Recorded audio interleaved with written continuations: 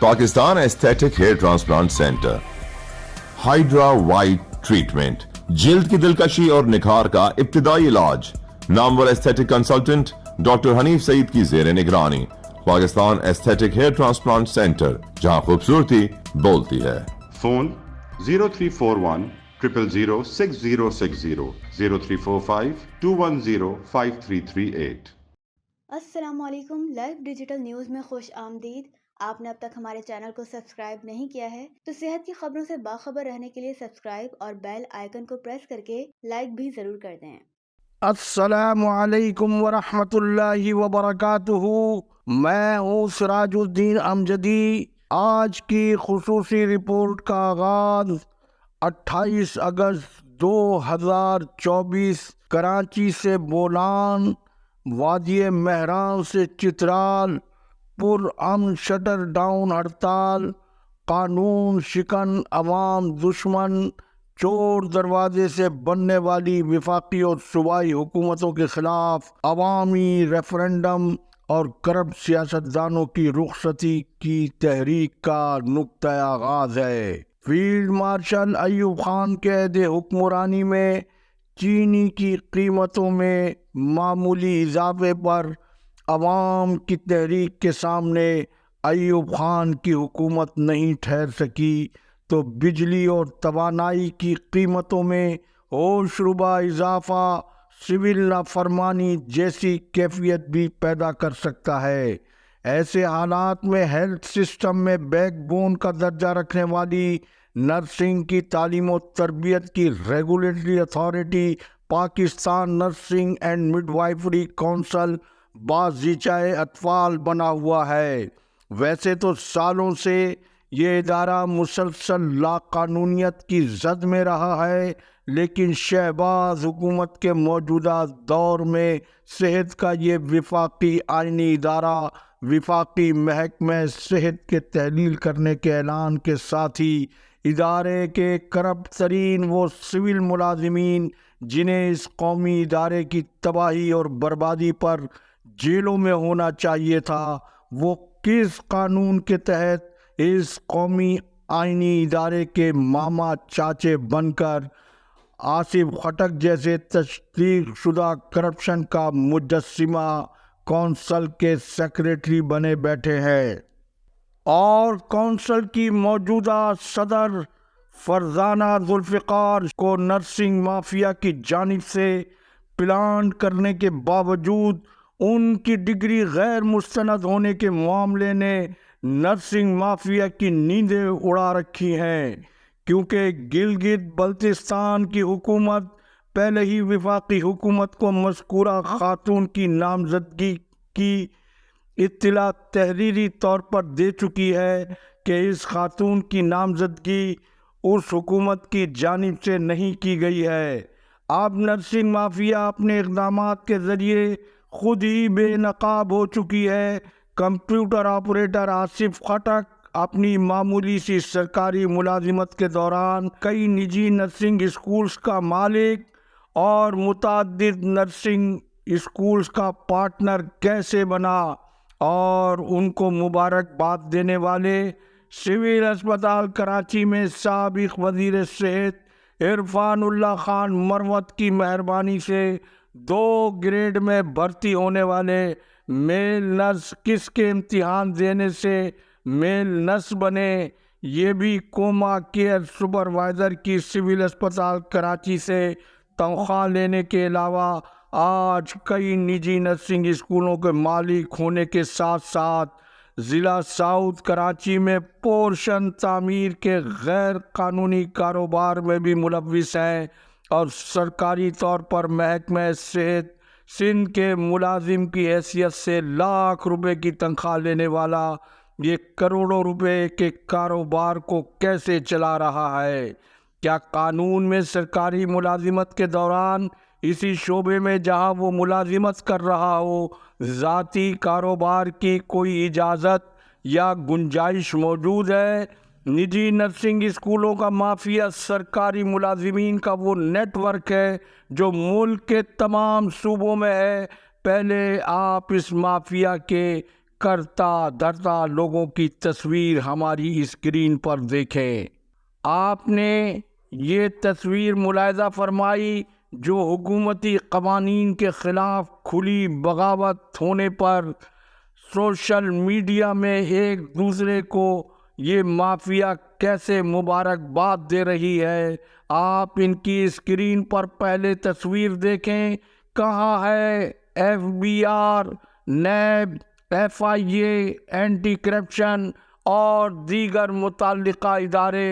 گزشتہ 2 دہائیوں میں سرکاری ملازمین نے نجی نرسنگ اسکولوں کے قیام سے جو اربوں روپے کے کالے دھن کو سفید کیا ہے، غیر قانونی اس دھندے کی رقم ملک میں جاری دہشت گردی میں کیا استعمال نہیں ہو رہی ہوگی؟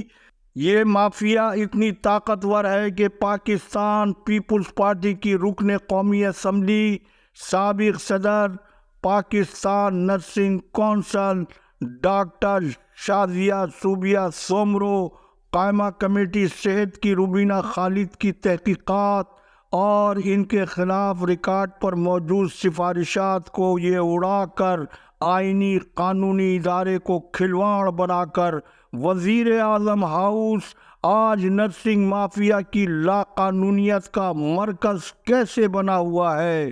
وزیر اعظم شہباز شریف اگر اس مافیا سے کوئی تعلق اور لینا دینا نہیں رکھتے ہیں تو سپریم کورٹ کے حاضر جج کی سربراہی میں تمام صوبوں کے ہائی کورٹ کے حاضر ججوں پر مشتمل کمیشن بنا کر سرکاری ملازمین کے نجی نرسنگ اسکولوں کے اس غیر قانونی نیٹ ورک کے خلاف کمیشن کی سفارشات کی روشنی میں سخت قانونی کارروائی عمل میں لائے۔ اگر ایسا نہ کیا گیا تو قومی اور صوبوں کے صحت کے اداروں کو تباہی سے کوئی نہیں بچا سکے گا۔ ناظرین کرام، بلوچستان جو ملک دشمن غیر ملکی قوتوں کی سرپرستی میں دہشت گردی اور خون ریزی کی بدترین تاریخ سے گزر رہا ہے، وہاں پاکستان پیپلز پارٹی کی قیادت سوشو اکنامک شعبہ ہیلتھ ڈپارٹمنٹ کو پبلک پرائیویٹ پارٹنرشپ کے تحت اس دکھی انسانیت کے خدمت کے شعبے کو اسٹاک ایکسچینج بنانے جا رہی ہے۔ حکومت بلوچستان کے مطابق پہلے مرحلے میں محکمہ صحت بلوچستان کے 10 سرکاری اسپتالوں کو پبلک پرائیویٹ پارٹنرشپ کے تحت چلانے کا انتظامی فیصلہ کر لیا گیا ہے۔ اس حکم نامے کا عکس بھی آپ ہماری اسکرین پر ملاحظہ فرما لیں۔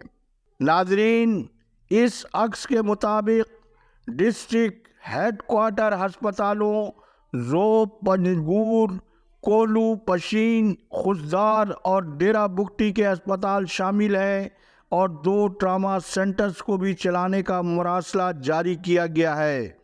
پبلک پرائیویٹ پارٹنرشپ کارپوریٹ اداروں کا ایک ایسا مبینہ قومی اسکینڈل ہے جس کی تفصیل انشاءاللہ جلد آپ کے سامنے پیش کی جائے گی۔ بالفاظ دیگر، یہ عمل عوام کے خون پسینوں کے ٹیکسوں سے قائم ہونے والے سرکاری صحت کے اداروں پر مصنوعی NGOs کے نام پر ایسٹ انڈیا کمپنی کو مسلط کرنا جیسا معاملہ ہے۔